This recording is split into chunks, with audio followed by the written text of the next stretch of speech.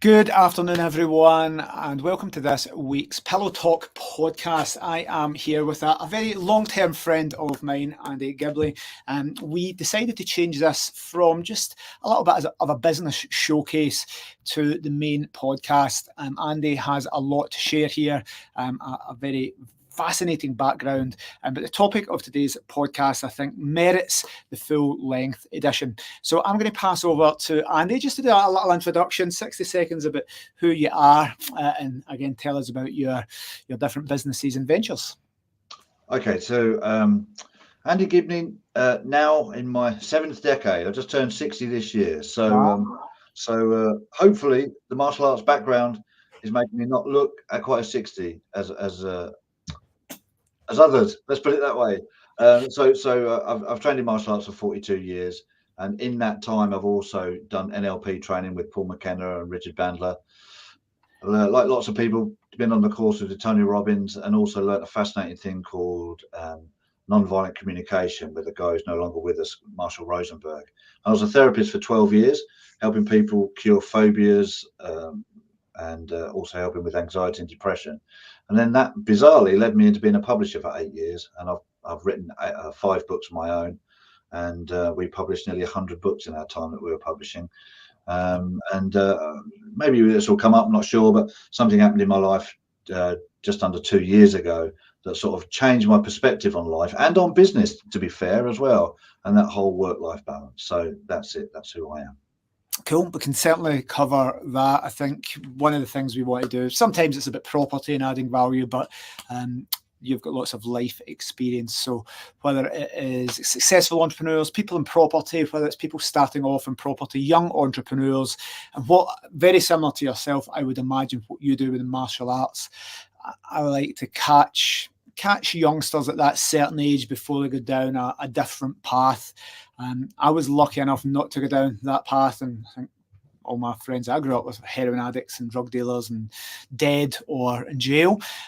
Something in my brain just led me a different path. So now my duty to help as many people steer them towards hopefully entrepreneurship and business if we can. So we met, it must be 10 years ago now, Andy? I think so. I think we met at the £1 Million Master Plan. I think that's where we met. And that would be 2012, so that'd be 13 years ago. Yeah. And let's talk about the martial arts first, because we had a shared interest. You had your martial arts school. I was a Krav Maga instructor, so we came together with a shared passion for business, but also martial arts. And I've followed you in your beautiful school. I think any martial arts instructor strives not to rent halls and school halls and church halls and all these things to have their own club. So tell us about UFS, Unified Fighting Systems. So Unified Fighting Systems started in 1987, and it started out of a need for a club that I wanted to learn from. So I was training with different things. I started with karate, did Tang Sudo, Kempo, and in the area where I lived at the time, it just wasn't something that I was looking for. And I've been really fortunate to go to a seminar in London with one of Bruce Lee's instructors, a guy called Larry Hartzell, and then I became a private student of one of his students. And then that I'd had this fascination. If you're old enough, you've had a fascination with Bruce Lee through martial arts anyway. But to train with the students of Bruce Lee, that was like, whoa, this was like meeting, people, the band members of Elvis Presley's band. It was that type of stuff. They knew the guy. And I was always interested in not just the martial art, but the guy behind the stuff as well. Yeah. Bruce was only 32 when he died, but he achieved a lot of stuff. So he must have had a strong personal philosophy. And the philosophy was some of the things that held all that art together, all of that violent stuff. But it was the philosophy. It's because I brought up on Kung Fu, I think, the David Carradine thing and Grasshopper and all that type of stuff. And it was those elements. And so from there, I've developed a teaching system that has always had emotional, physical and spiritual elements to it. And by spiritual, I'm not talking about religion as such, but a belief system. And I think where people struggle is where they lack their level of belief. And I've been doing some research recently into why so many males commit suicide. And the number one, the most common age that people commit suicide is 45 to 54. And the most common reason that they commit suicide is because of a lack of purpose. Yeah. Now, it can also be a relationship that's broken up after 20, 30 years. So they have that feeling of loneliness, but it's this lack of purpose, this lack of where am I going in my life, or I don't have anything to offer anybody else. Why would anybody care if I wasn't here? And I think if you don't have a strong belief and a strong sense of purpose, which is exactly the opposite of us. So you and I will struggle to understand that, but you and I will both have had very tough times, and having gone through those tough times, we can appreciate that there are times where you think, would anybody miss us? And if we've been through those, then we would say, we are here and we've got through that difficulty.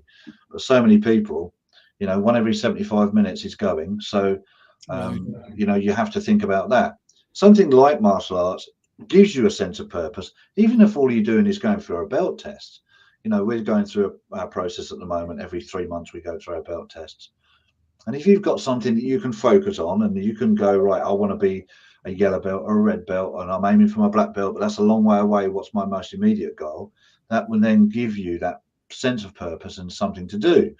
And you might have bloody awful life at home. Something might be terrible. The relationship might be broken, or, you're heading in towards Christmas and finances are looking tight. But if you can afford your training and you're going to that gives you just that one little bit. That gives me a sense of something in my life. And maybe that's something that we help people with. And then there's other things where people are really buzzing about stuff all the time. And I think we've got a sign at the martial arts school and it says, welcome to your second home. And I want people to feel that that's a place where they have somewhere to come to.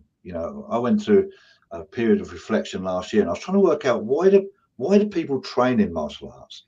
And I came up with 6 reasons. And the 6 reasons were self-defense, sport, fitness, personal development, history and tradition, and the social aspect as well.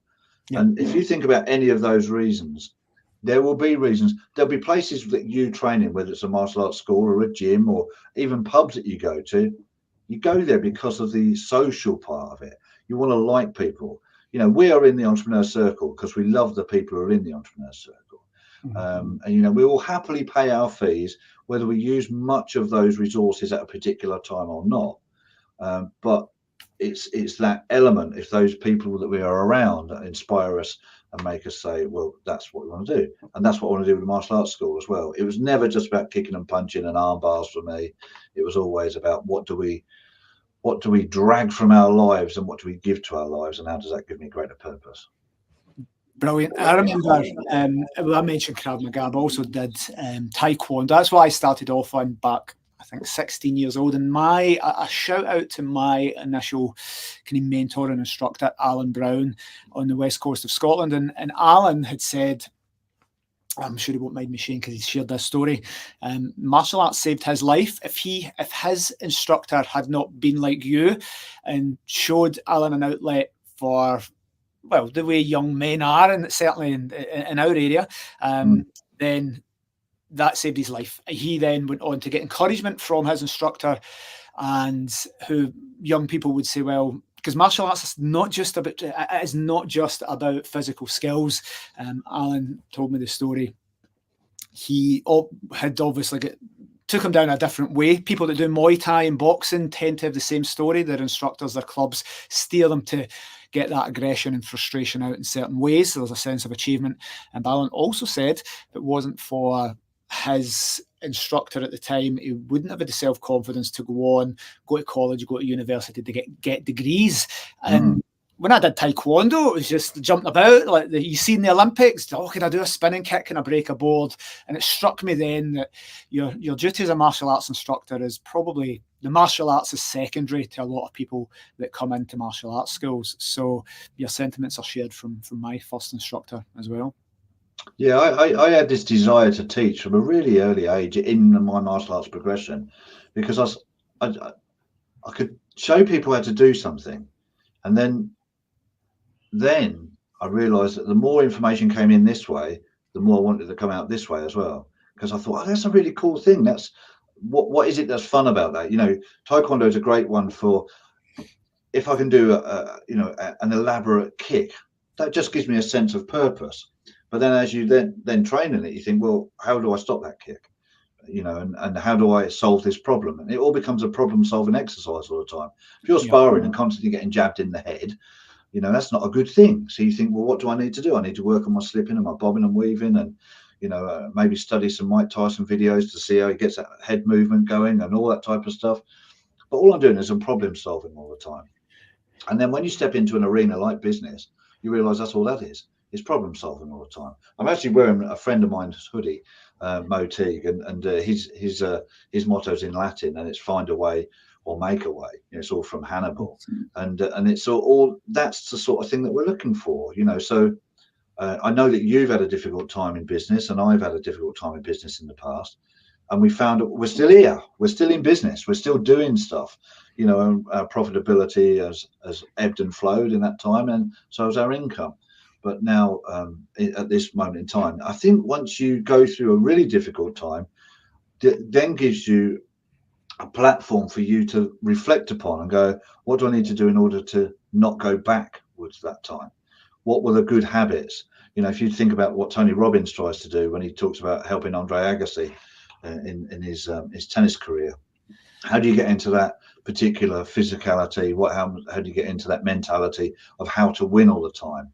And if you look at a great winner like Tiger Woods, for example, you can see his self-destruction, going into the car crash and damaging his legs and everything else, when at the time he was at the top of his game. One of my favorite singers is Elvis Presley, and Elvis had everything, all the talent in the world, but he still believed that when he was gone, people wouldn't think of him anymore, which seems incredible considering, how successful the Austin Butler film was last year, the music that's still going on, and the top selling dead celebrities, still Michael Jackson. They have this thing, but you look at their lives and they're not living it in a way that has the peace that you and I might have, for example. So you have all this stuff and yet you're still miserable. So that's a good question to ask yourself as well. Again, comes back to sense of purpose, but a lack of understanding in self as well. And that's I had great mentors like Richard Pastillo, who was a student of Bruce Lee. He was a very laid back man, and I was fortunate enough to train with him from when he was 48 until when he passed away at 75. I saw him develop as a man, and that was passed on to me. So as well as learning on the mat with him, we go on long car journeys and we just talk like this for hours, and I'd learn all these lessons. And recently I was thinking about what is the meaning of life, and the meaning of life is the control of yourself.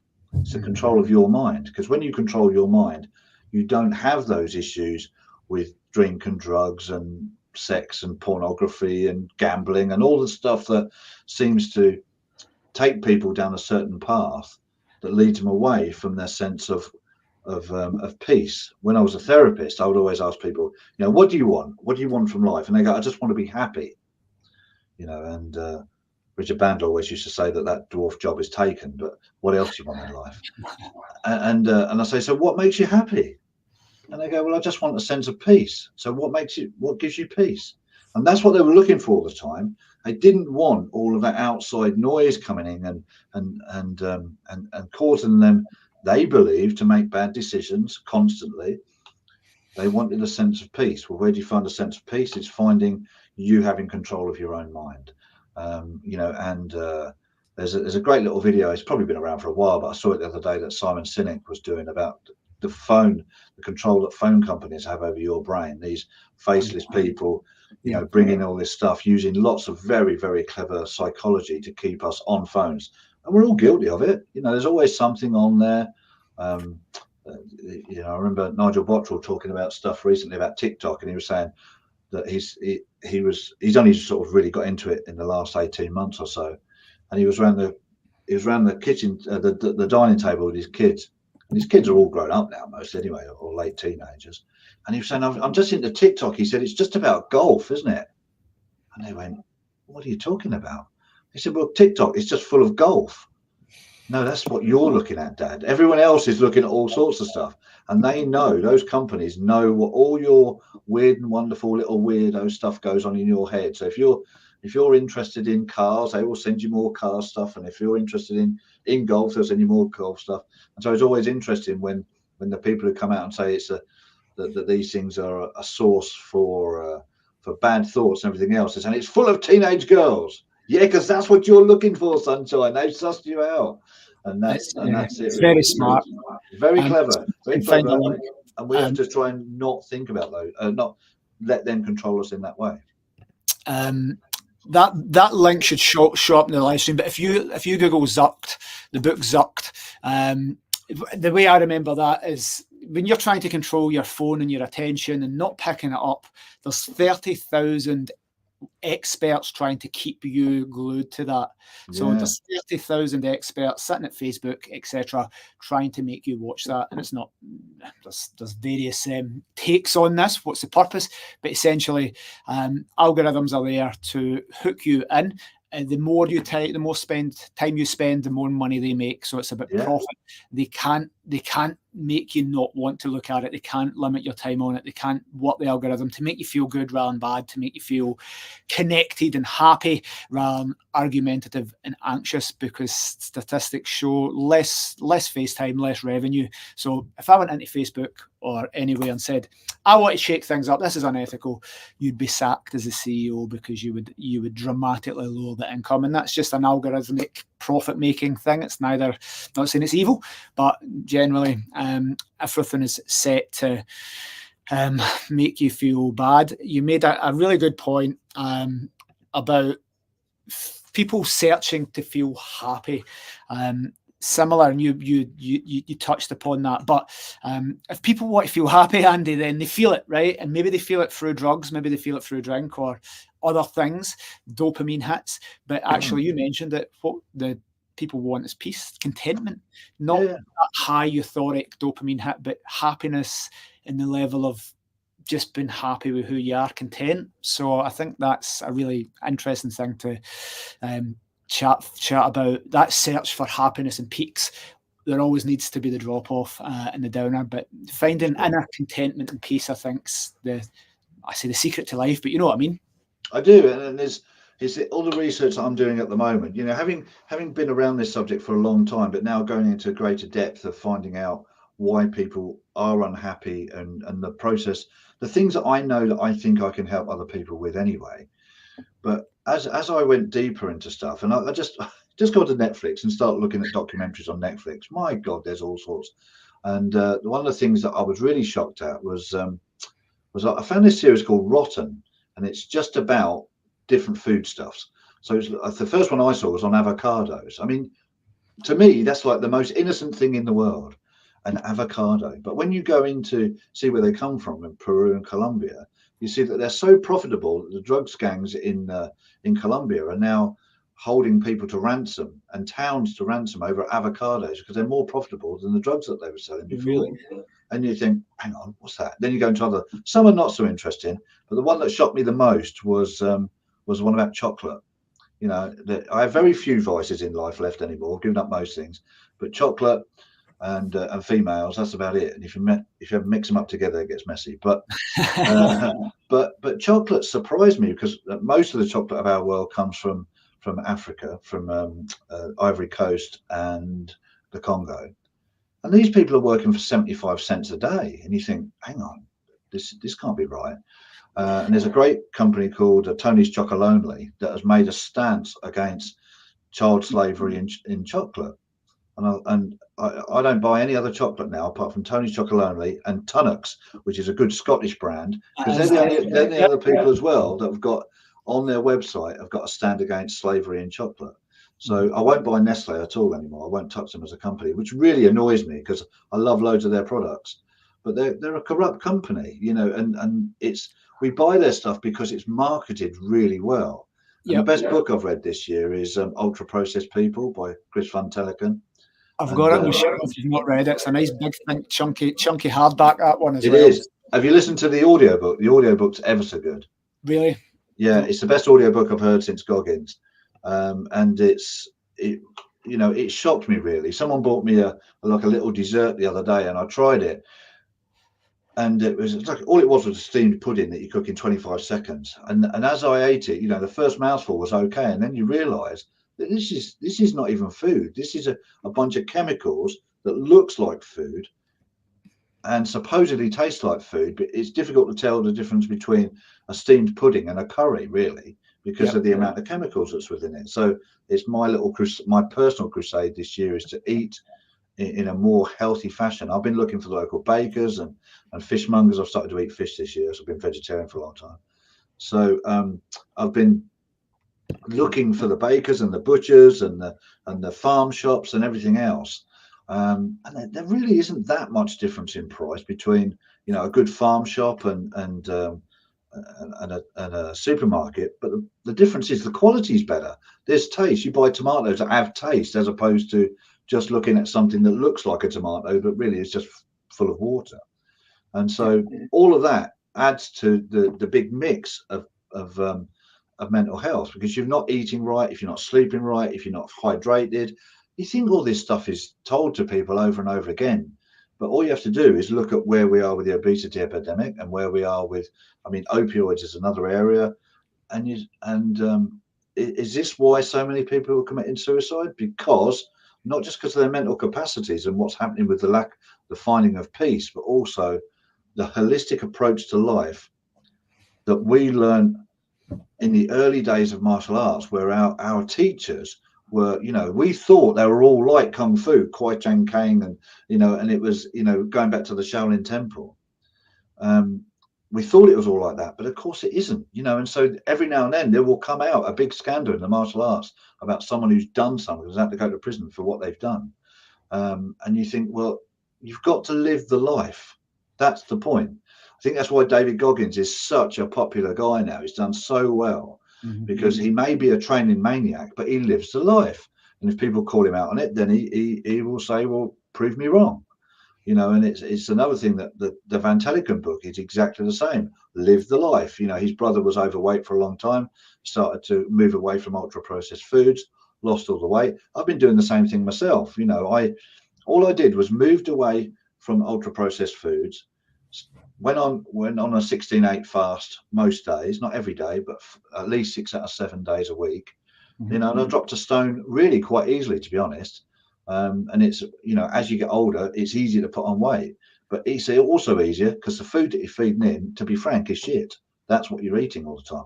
There's a great guy, a friend of mine sends me his stuff, and he goes into supermarkets. He's a black guy, and he's probably around my age, but he's hilarious. And he'll just go into a supermarket and just go, look at this food, and he'll go into the takeaway section, all these sandwiches and this, that, and the other, and go, it's just shit.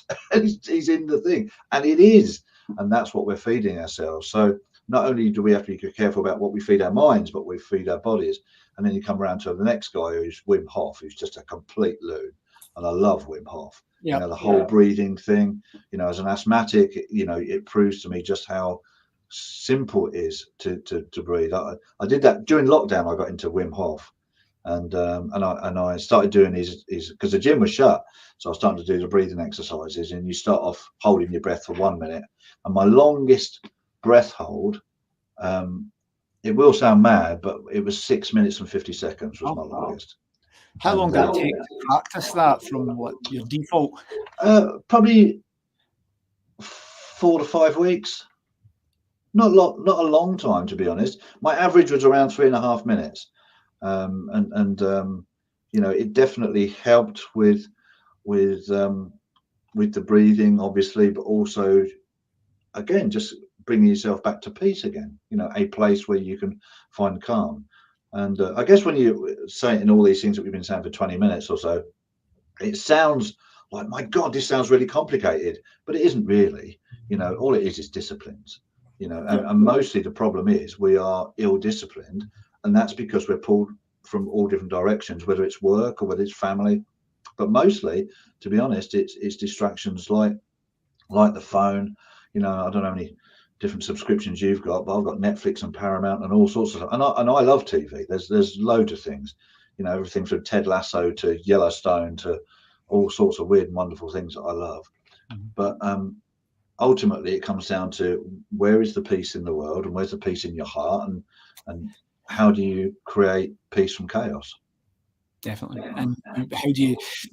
It's a great point, because I often say when it comes to like health, but normal health, and it's nearly impossible. You know the statistics for cancer and diseases. I think in the modern day, it's nearly impossible to have amazing physical health, good immune system, and an amazing mental health. The tap water, microwave, processed foods, chemicals and shit, staying in your house without fresh air, without daylight, without breathing in your, even just like central heating, the constant distractions, dopamine hits, sitting in winter for 4 hours watching TV a day, not getting steps, stuck, the stress of it's no longer fight or flight, and bears is sitting, I need to get ready for this call and that tax bill's due. The stress is always higher, even though you don't realize it. I think it's nearly impossible for the average person that doesn't dedicate a big chunk of at least mental focus and learning and years of learning to actually get a baseline level of physical and mental happiness. It's very, very hard, nigh on impossible to navigate life these days. I would say that the quickest way that I found in order to cut through all of that stuff is get a dog. I'm a dog person. Funny, when Andy, I put a post that says, could I come on your podcast? I didn't know whether you did want to talk about trainers, but I have, and you see it, my dog. Oh, look at that. That's a pair of socks. That is a pair of socks. Wow. These are limited edition Asics. I don't know if anybody knows that artist, but these are limited edition. You can't buy them in the Asics store.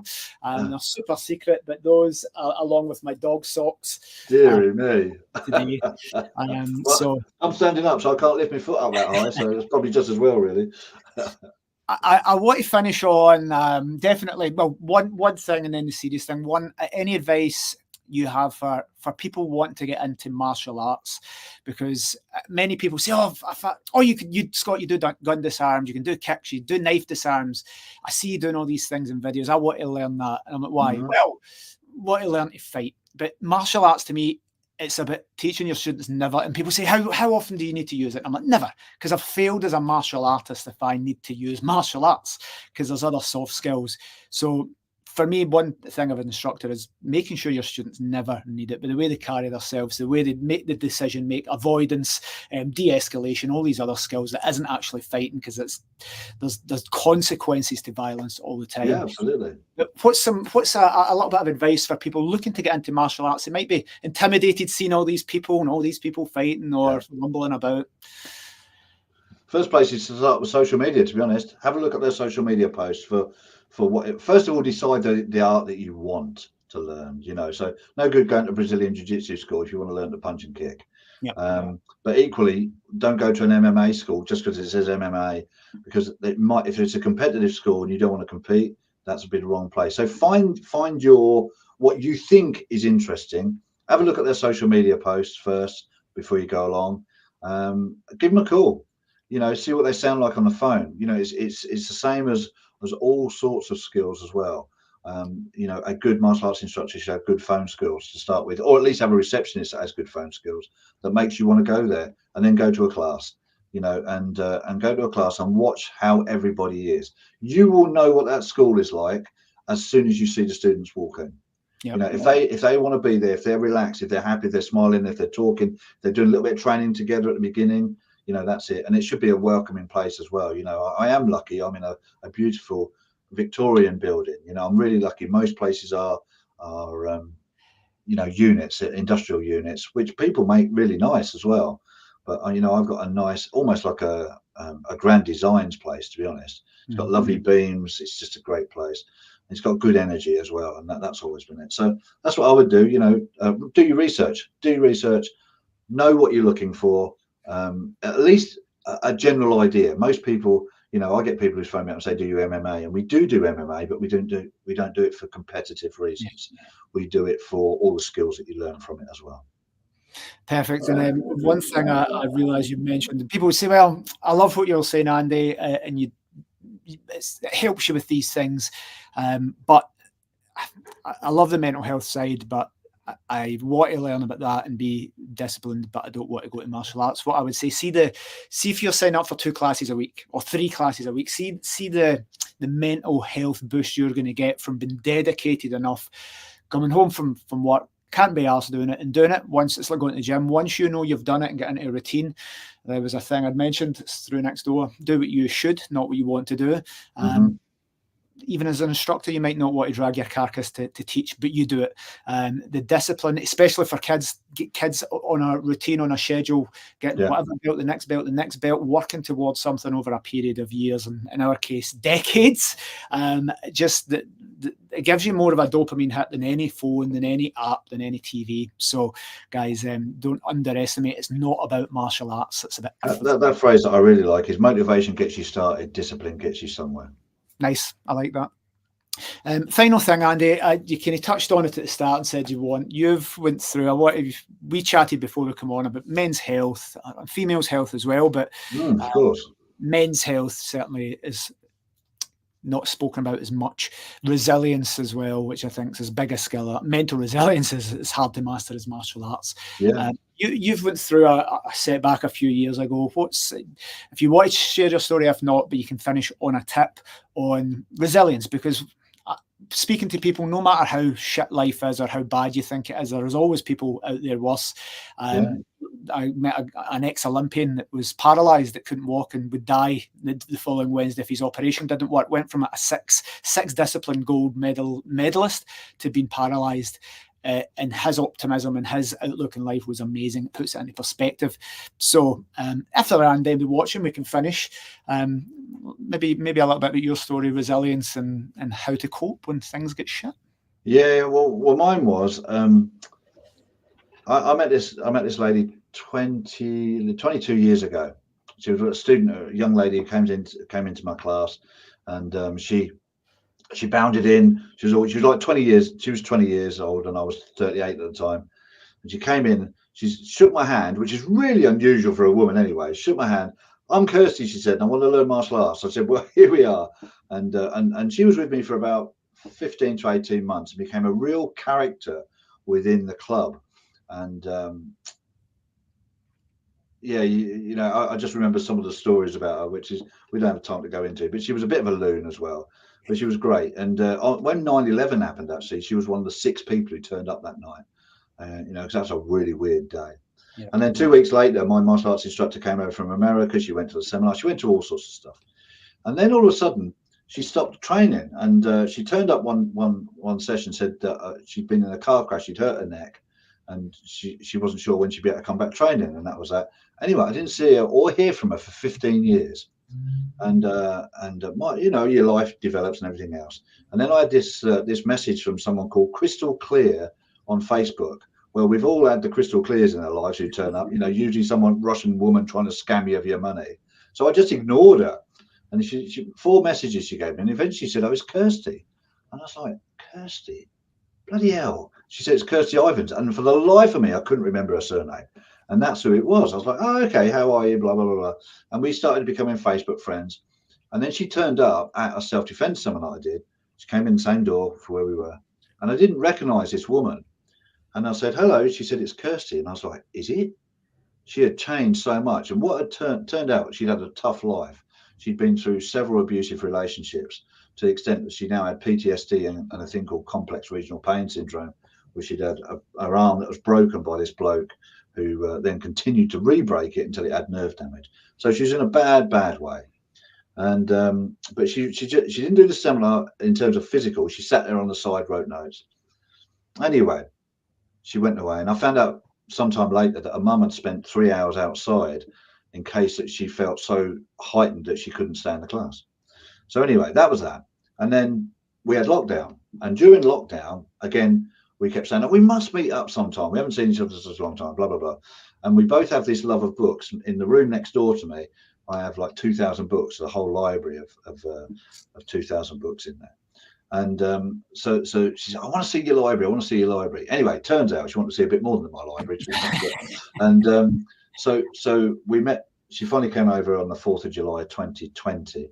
And we honestly hit it off straight away.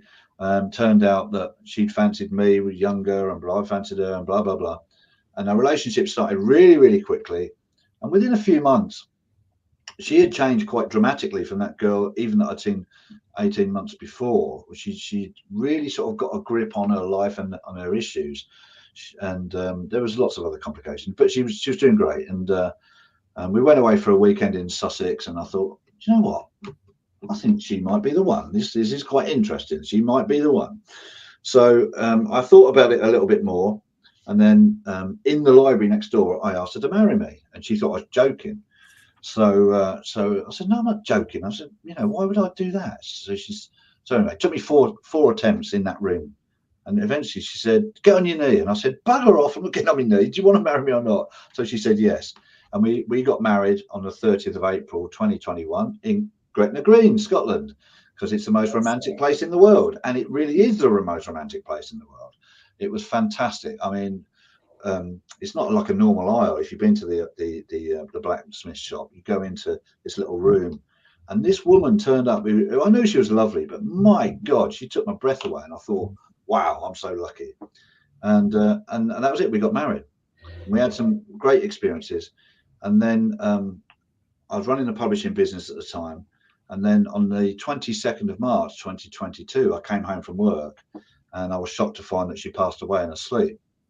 So I was utterly, completely devastated. I've never known a shock like it.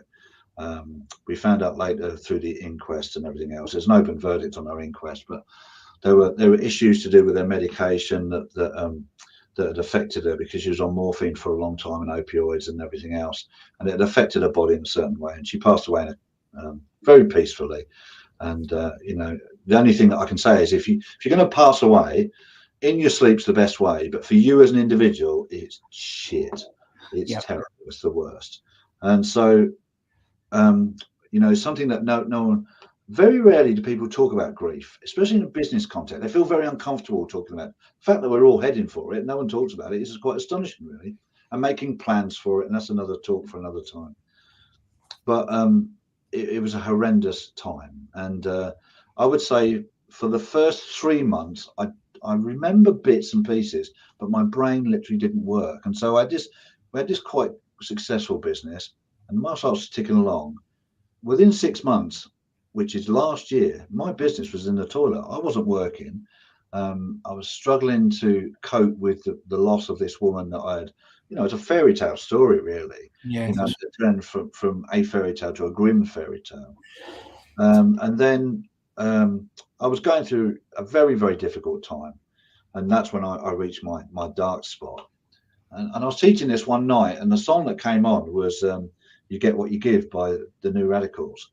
And there's a line in it that says, you've got a reason to live. And I thought, I have actually, haven't I? Because the dog helped massively, because you have to look after this animal. My children were grown up. They were very, very helpful. Friends were very helpful. I had lots of care. But it comes down to what you, on your own in those dark moments, to pull yourself out of it. And literally, I'd had some issues with insurance companies and banks and all sorts of people who should have a greater understanding of other people's grief and just don't give a shit, to be honest. Yeah. And that one moment started to turn everything around. And the more I focused on what I wanted rather than this grief, and I gave myself time to grieve, I cried my eyes out and I felt the pain and everything else. But I dealt with my grief. I don't drink, I don't smoke, so I wasn't tempted to go down those lines and any destructive behaviours. It was just a sadness that was overwhelming, really. And as I started to move away from that sadness and into, Christmas last year, which could have been absolutely dreadful, wasn't too bad, to be honest. I live in a really nice area where people light all their houses up, and the lights sort of just gave me those little dopamine hits that I need every day. The dog massively helped, friends helped, blah, blah, blah. But as I started to focus on how to help more people, the school started to pick up. And as I was encouraged by that, so it seemed to pick up even more. In fact, one of the people who was, I don't see her at all anymore, but someone that I was with when I first knew Kirsty, gave me some great advice and some places to look for manifestation, and also believing that higher powers probably might be the right words, I'm not sure, but certainly that there's greater things in you in life. Mm-hmm. And if you start to pull from the universe and look for the right things and use your reticular activating system, you will find more of what you're looking for. That works absolutely true with misery. I mean, you know, I lived through the 80s where if you had a break up with a girl, Phil Collins came on the radio. I mean, every single day. You know, it's just like, Phil Collins is here, that's why he did so well. So misery is always around then. But that's what I found. And it started from this one catalyst, which was one line from a song, which made me remember a talk that Deborah Searle had done at the EC 10 years ago. I watched that. That led to one thing, that led to one thing. And catalyst is just about moving forward in certain ways. I mean, the EC were absolutely amazing at the time. Nigel was brilliant. You know, and I had so much support, and support helps massively. But ultimately, you know, when you go to bed at night, it's just you. And when you wake up the following morning, you have to be really grateful.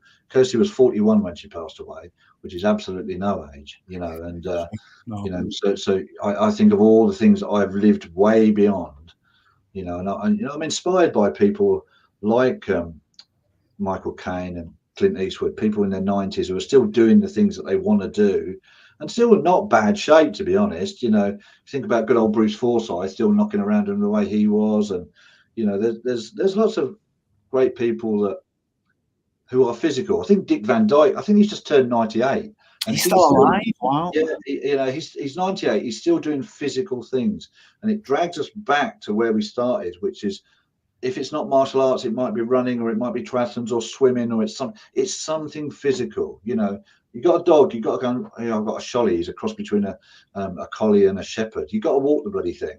Yeah. If you don't, he goes mental. He gets bored. You know, and there isn't an animal in the world, I think, that's as enthusiastic about walking as dogs.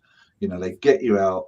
You know, there's great evidence that says if you go out for a walk within the first 2 hours of waking up, and especially if you can go near woodland or into the countryside, which is like 100 meters over there for me, that's great for your mental health as well. And that's the control. So I think, you know, this terrible, for me, a personal tragedy that I've been through has helped me become a bit more humble, I hope, a bit more understanding of other people, definitely more understanding of other people's grief, whether that's an animal, whether it's a human, you know, whether it's someone as close as your wife or child, or, you know, these are terrible things to go through, but it happens to everybody.